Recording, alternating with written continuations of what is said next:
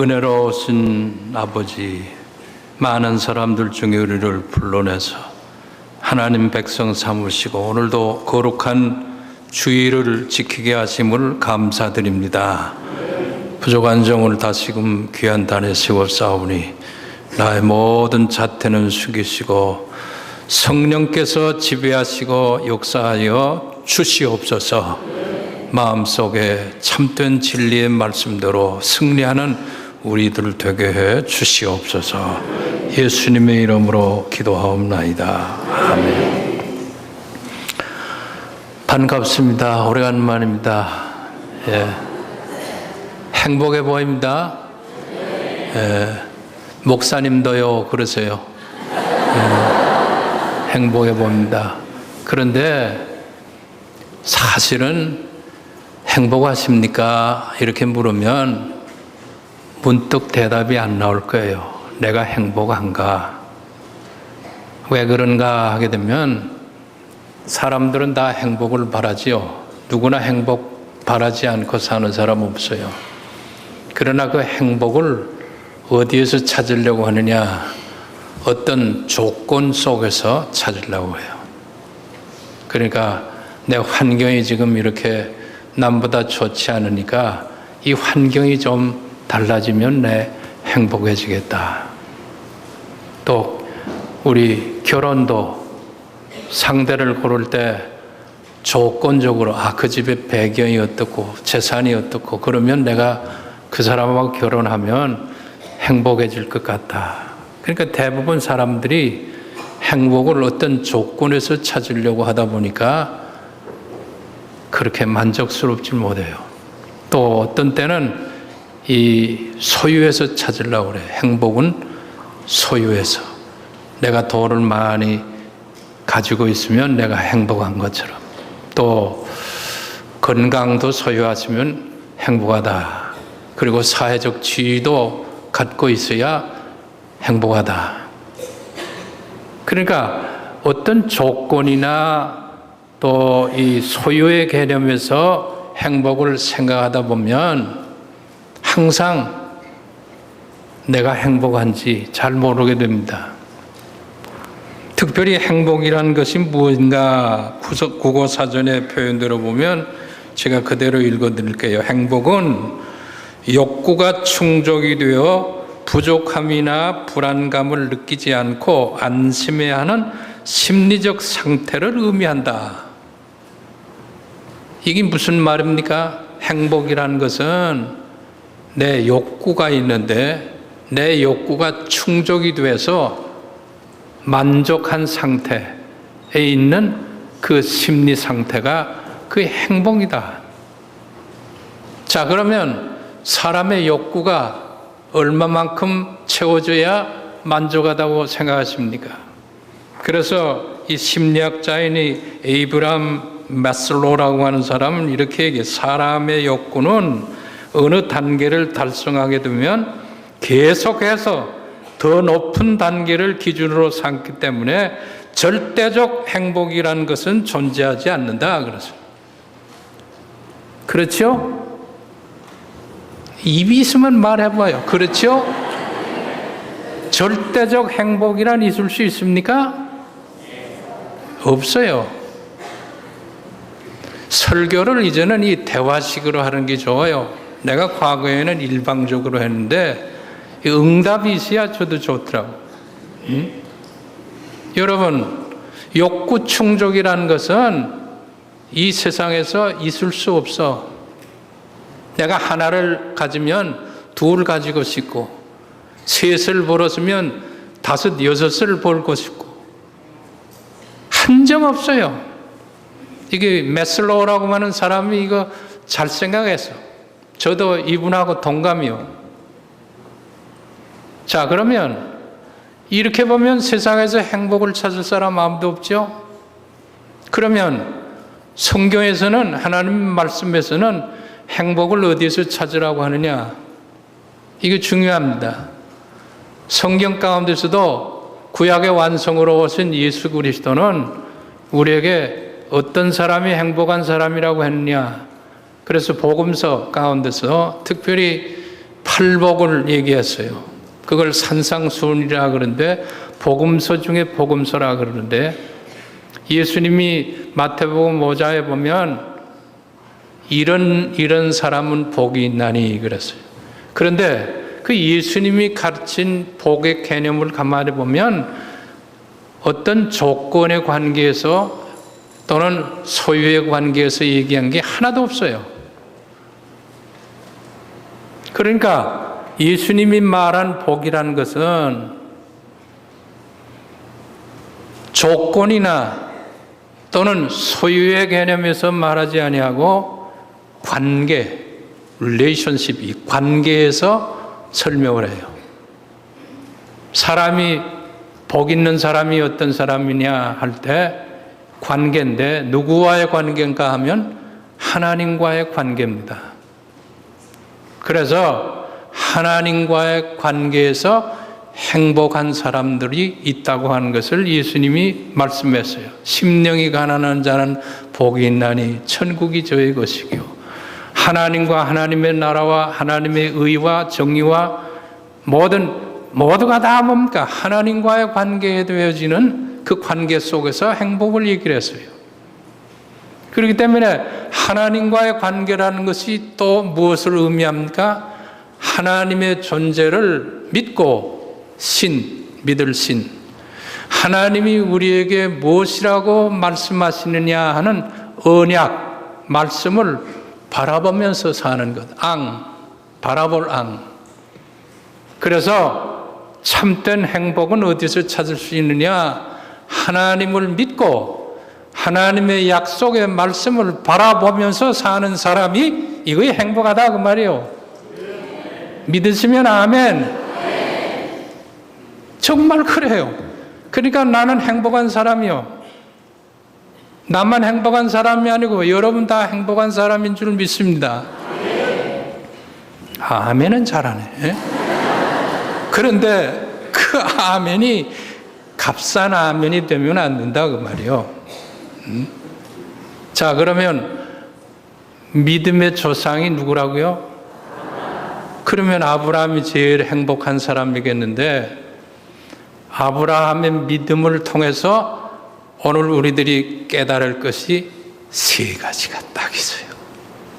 우리 목사님은 항상 세 가지래. 그래요. 성부, 성자, 성녀이니까 세 가지지. 더 많이 붙이면 복잡해져서 세 가지만 말씀을 드려요.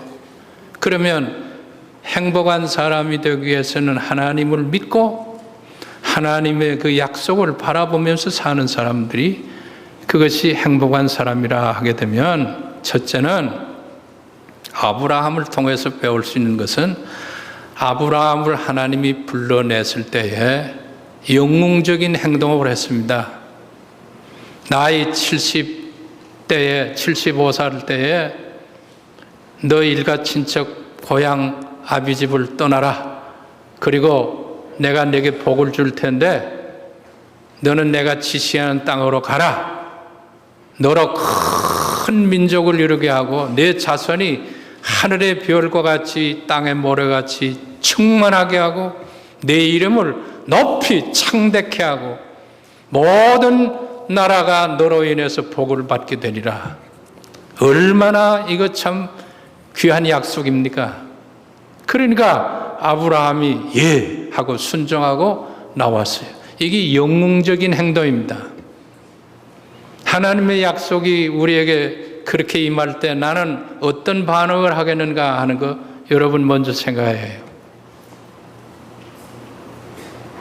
참으로 아브라함 대단한 사람이에요. 내가 지금 아브라함 연령대에 들어섰어요. 70대니까. 너 이제 일가 친척 한국을 떠나고 고향 떠나고 너 모든 것을 다 버리고 내가 네게 지시할 땅으로, 지시할 땅이 어딘지를 가르쳐 주지도 아니하고 가라 그랬어요. 그런데 떠나갔어요. 떠나갔는데 여기서부터 이제 문제가 생깁니다.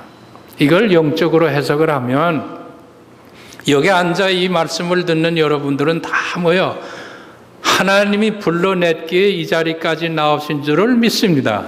왜? 여러분이 지금 하나님 몰랐을 때 세상 사람들과 똑같이 불신앙으로 살다가 어떤 연유를 당했든지 간에 하나님이 여러분을 불러냈어요. 너 아비집 일가 친척 믿지 않는 자리에서 나오라. 그렇기 때문에 우리가 지금 이 자리에 나왔거든요. 나온 것까지는 잘했는데 하나님의 약속을 바라보면서 계속 살아나가야 할 우리들이 현실에 부딪히면은 약해져요. 하나님의 약속에 대한 의심이 생겨요. 아브라함이 그랬어요. 75세에 하나님의 부름을 받고 나와가지고 세월이 흘러 25년이 지나가는데 이젠 100세가 되옵니다. 그런데 여러분, 하나님이 약속은 해놓고도 뭔가 손에 잡히는 게 없어. 그 약속을 이루어지는 게 없어요. 그러니까 약해지기 시작해요. 우리도 꼭 같습니다. 지금 처음에 어떤 동기로 통해서 여러분 예수 믿게 되어서 이 자리에 나와서 그 영웅적인 신앙의 결단이 없으면 이 자리에는 못 나오는데 다 나왔는데 세월이 가는 우리의 현실 생활에서 보면 하나님의 약속은 약속대로 있고 내 현실은 아직까지 잡힌 게 없어요. 내가 그렇게 달라고 기도했는데 아직까지 그 기도가 이루어진 것 같지 않아. 내가 그렇게 소망을 하고 참 하나님 앞에 간절하게 몸 매달렸는데 아직까지 아무것도 없어. 아브라함 그래서요.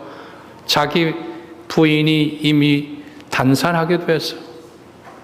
이제는 인간적으로는 도무지 생산할 능력이 없어. 그런데 아무것도 아직까지 이 흔적이 없어. 그러니까 이제 갈등을 느껴요. 우리 믿음 아무리 좋다 하지만은 우리는 현실 속에서 믿음으로 부름받아 나왔지만은 현실의 갈등 속에서 우리들이 살 수밖에 없는 존재들입니다. 자, 그런데 그 갈등을 어떻게 지금 했는가 보세요. 하나님이 아마 이렇게 당신의 약속을 이루려고 하는가 보다. 인간적인 합리적 해석이 들어가기 시작합니다. 그래서 아마 이렇게 하는 방법으로 후손을 퍼뜨릴까 보다. 그래가지고 자기 몸종 젊은 생산 능력이 왕성한 젊은 하갈을 통해서 아들을 하나 낳았어요. 그게 뭐예요? 인간적인 합리성을 가지고 하나님의 말씀을 전도식해서. 여기 참 문제입니다. 우리가 지금 하나님의 부름받아서 다 나와서 현실을 살아갈 때 내 자신 속에 아직까지 하나님의 약속이 이루어지지 못하면 내 합리적 사고로 하나님의 말씀을 해석하고 행동하기 쉬워요. 아마 이렇게 해서 하나님이 뜻을 이루는가 보다 이렇게 해석해요. 말씀대로 전적으로 순종하지 못하고 자기 인간적 생각이 거기에 들어가기 시작해요. 그게 뭡니까? 좀 더 구체적으로 얘기하면 11조 생활이나 주일 성수 생활이나 재직된 사람들의 봉사 생활에서 언제나 자기 합리적으로 해석할 가능성이 많아. 11조도 마찬가지예요. 11조는 다 하나님이 나에게 주신 건데 없을 때는 못 내기도 하고 조금만 이제 수입이 생기면 갈등을 느낍니다. 아이고, 요거 둘째 오늘 공락금도 못 냈으니까 이번에는 눈 싹 감고 한 번 다음에 미루지. 하나님도 다 하시겠지. 여기 자기 생각이에요. 하나님의 약속의 생각을 자기 생각으로 자꾸 덮어버립니다. 주일 성수, 아이고 오늘 같은 날 남 다 휴가 가는데 한번 가가지고 거기도 하나님 앞에 예배 드리면 되지. 꼭 자기 교회 나와서 예배 드려야 되느냐? 여기 자기 생각이에요. 또 직분이 됐는데도 여기도 오늘 보니까 다음 주일날 누가 안내하는가? 안내 보니까 여기 지금 다음 주일날 하는 게 자기 보세요. 한번 다 누가 안내인지 누가 헌금인지 여기 분명히 써있어. 이름까지 부를까요? 그런데 이거 보고서도 아이고 나 아니면 다른 사람 하겠지. 여기 자기 생각으로 합리화시키는 거예요. 한평생 살아가는 과정 속에서 우리가 하나님 앞에 불러냄을 받기까지는 했어. 이 자리까지 나왔지만은 하나님의 약속이 현실의 생활에서 나에게 갈등을 느낄 때 쳐서 자신을 복종하기보다는 하나님의 말씀을 합리화시켜서 자기 생각으로 전도시킬 수 있는 가능성이 많다 그 말이요. 그렇게 믿음 생활을 하다 보니까 행복이라는 것이 느껴지질 못해요. 자, 그러면 그래서 하나님은 아브라함을 두 번째입니다. 밤에 불러내서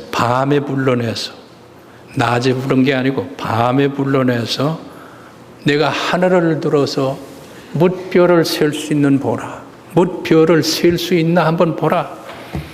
밤에 불러내서 하늘의 별을 보게 하시는 하나님. 오늘 제목이 그렇죠? 밤에 별을 보게 하시는 하나님. 이게 굉장히 함축되어 있는 제목입니다.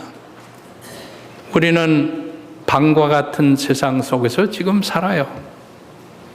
그런데 별을 볼 수 있는 환경은 낮에보다도 밤이 돼야 별이 잘 보입니다. 여러분, 낮에 지금 별이 보여요? 별은 낮에는 없는 건 아니요. 다 있지만은 낮에 있는 동안 별이 안 배. 우리가 성공 가도를 달리는 동안에는 하나님이 잘 보이지 않아요. 나의 모든 생각대로 모든 게 잘 되어 나아질 때 하나님보다는 사람이 더 크게 보이고 인간들이 더 크게 보이지. 하나님의 약속은 저 뒤로 물러서기 쉬워. 그러나 밤이 돼서 밤에 하나님이 아브라함을 불러낸다. 하나님이 밤에 불러내. 그렇기 때문에 이 밤에 하늘을 보게 하시는 것은 하나님의 구원의 은초입니다. 이건 하나님의 특별한 구원의 은총이에요. 그래서 우리가 그 하나님께 감사하지 아니할 수가 없어. 밤하늘을 보게 하시는 은혜는 감사합니다. 실패 속에서 하나님을 깨닫게 해주시는 것은 감사할 일이에요. 내가 실패하지 아니했으면 하나님 바로 보진 못했겠는데 실패했기 때문에 실패한 자리에서 하나님을 바로 보게 됐건 그건 은총입니다. 또 병중에서 하나님을 만나게 해주신 것은 감사할 일이에요. 내가 건강할 때는 하나님 모르고 살았는데 병이 생기다 보니까 병상에서 그래도 하나님이 계신 것을 깨닫게 해주신 것은 하나님의 구원의 은총인 줄 믿으셔야 할 줄로 믿습니다. 또 밤은 누구에게나 오지만은 밤하늘을 쳐다보게 하는 것은 하나님의 특별한 은혜예요. 이게 참 묘한 겁니다. 똑같은 밤이지만은 밤에 하늘을 쳐다보는 사람이 있는가 하면 밤이 돼도 하늘이 보이지 않는 사람들이 있어. 이게 예수 믿는 사람과 불신앙자와 신앙인의 차이가 여기서 드러나야 합니다. 우리는 똑같은 밤 같은 세상을 살아가요. 여러분, 밤 같은 세상이 함축해 있는 뜻이 뭡니까? 진리와 비진리가 혼돈이 되었어. 정과 사가 이 뒤범벅이 되어버렸어요. 어떤 것이 정인지 어떤 것이 거짓인지 이게 막 뒤범벅이 된 이 치감, 이 흑암이 너무 깊어지면 이게 다 없어져요. 그런데 똑같은 밤을 만났지만은 그래도 우리 믿음의 사람들은 하나님이 이끌어내서 그 밤에 이끌어내서 그래도 하늘을 쳐다보게 하시는 하나님, 이 구원의 은총이 얼마나 감사하냐 그 말이에요. 여러분, 우리가 다 지나온 세월을 회고해 보세요. 자신이 살아온 삶의 여정들을 생각해 보세요. 밤과 같은 참 어려운 고난의 시절들이 얼마나 많았습니까? 그러나 그 모든 과정 속에서 나로 낙심하지 않게 하시고 끝까지 오늘 믿음의 자리를 이어오게 하신 것은 내 자신의 의지력이 아니고 내 자신이 판단이 옳아서가 아니고 나는 약하고 부족하고 넘어질 수밖에 없는 존재지만은 아브라함도 그랬어요.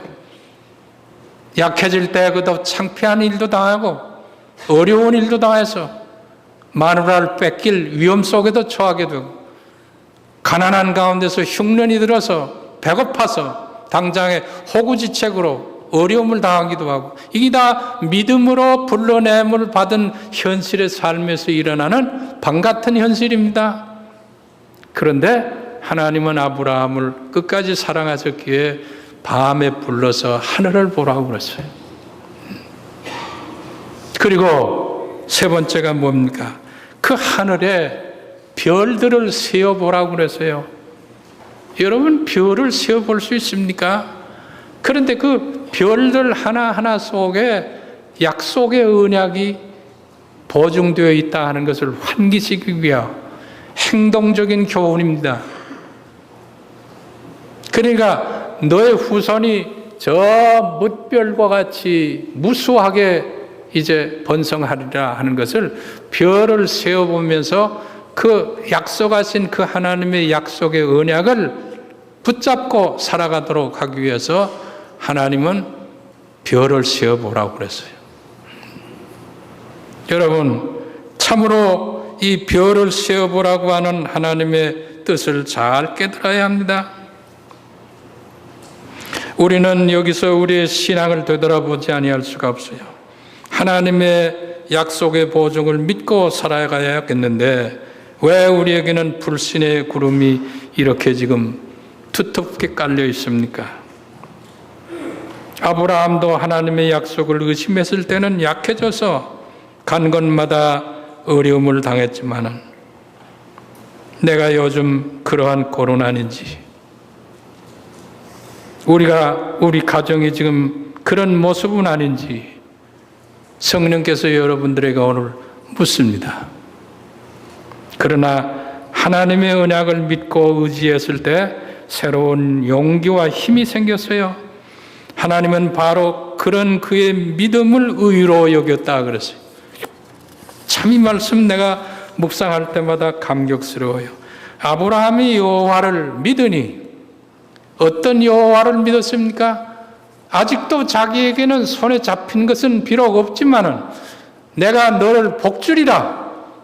너 후손을 번성케 하고 내 이름을 창대케 하고 너로 인해서 모든 사람들이 복을 받게 되리라. 내가 그걸 이루어 주리라 하는 그 하나님의 약속을 믿으니 여호와께서 그를 그의 의로 여기셨다 그랬어요. 여러분, 우리가 이 다음에 하나님 앞에 다 설 사람들이에요. 여기에 믿음으로 살아왔기 때문에. 그러나 여러분, 우리가 무슨 하나님 앞에서 내가 너희 의롭게 살았구나라고 하는 것을 판정을 받으려면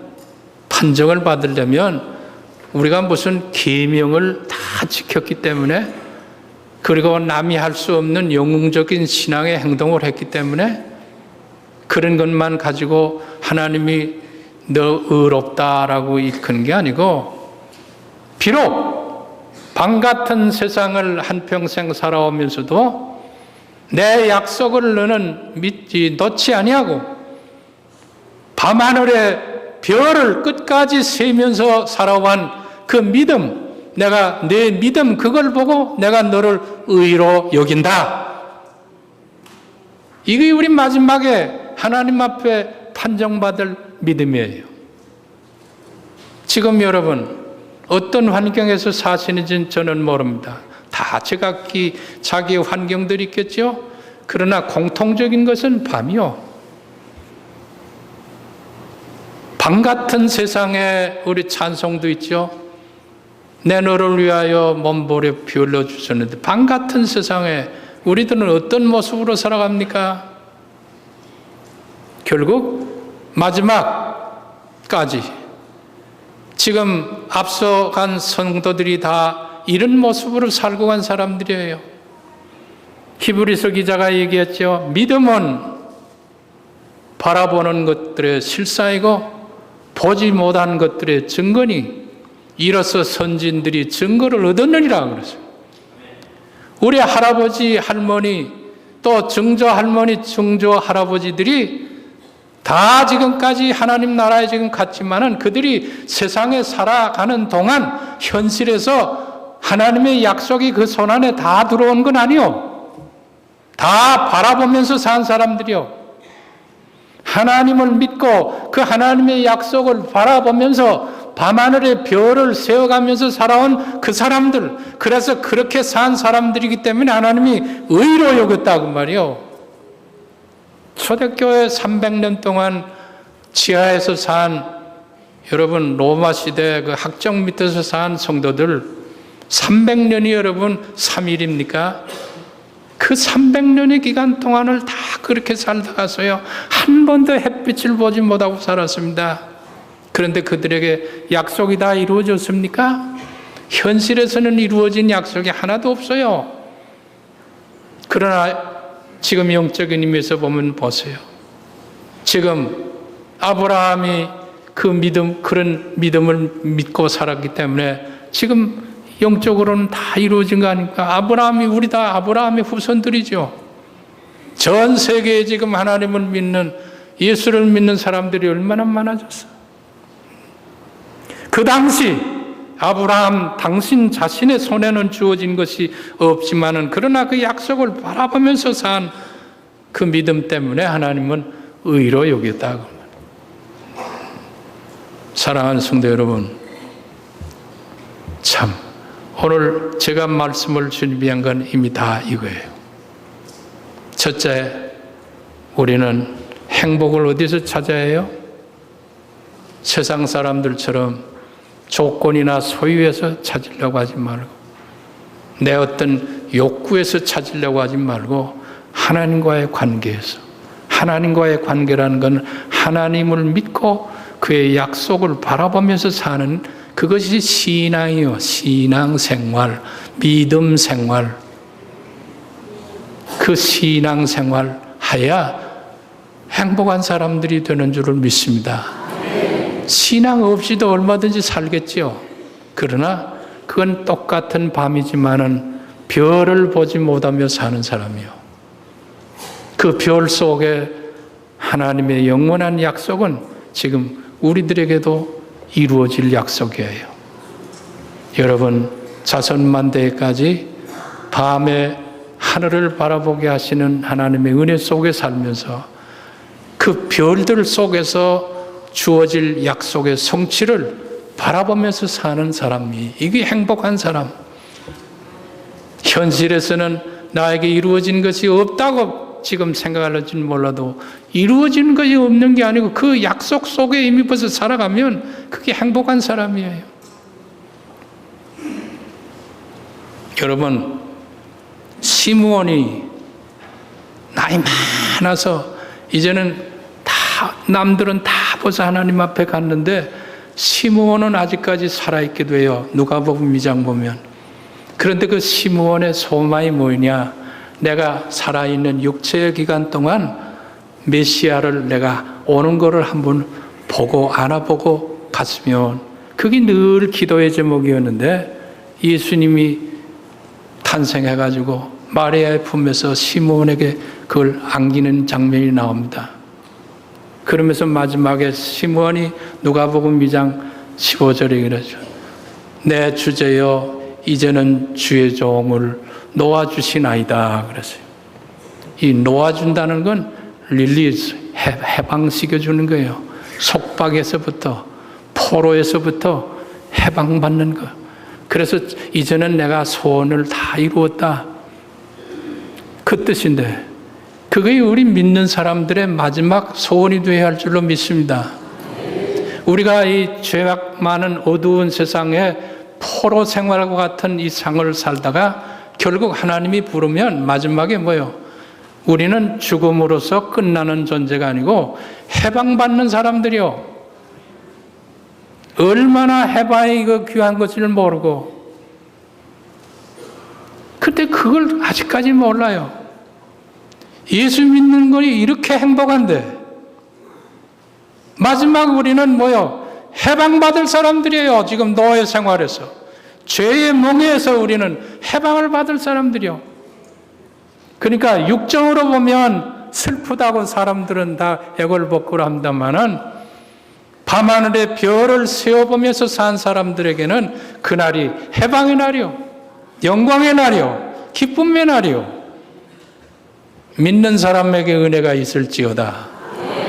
아멘 하는 사람에게 은혜가 있을지어다. 그러며 그 소망 속에 사니까 행복하다 그 말이요. 우리가 남보다 뭐 돈을 많이 벌어서 행복하다, 명예가 남보다 출세해서 행복하다, 그리고 무슨 자손들이 다 성공해서 행복하다, 그게 아니고 하나님과의 관계에서 하나님의 약속을 바라보면서 하나님을 믿고 살아가는 이 자체가 행복이다 그 말이요. 이런 행복이 우리 모두에게 함께하는 행복이 되시기를 간절히 바랍니다. 감사하신 아버지여, 부족한 종을 다시 세워서 오늘도 말씀을 증거해 싸우니 이 말씀 속에 성령의 감동의 역사들이 함께하여 주어서 한평생 사는 동안 잊혀지지 않게 하여 주시옵소서. 비록 내가 지금 밤 같은 세상을 살아갈지라도 하늘의 별을 바라보게 하시는 하나님의 은혜 속에서 믿음으로 승리하는 사람들이 다 되도록 도와 주시옵소서. 예수님의 이름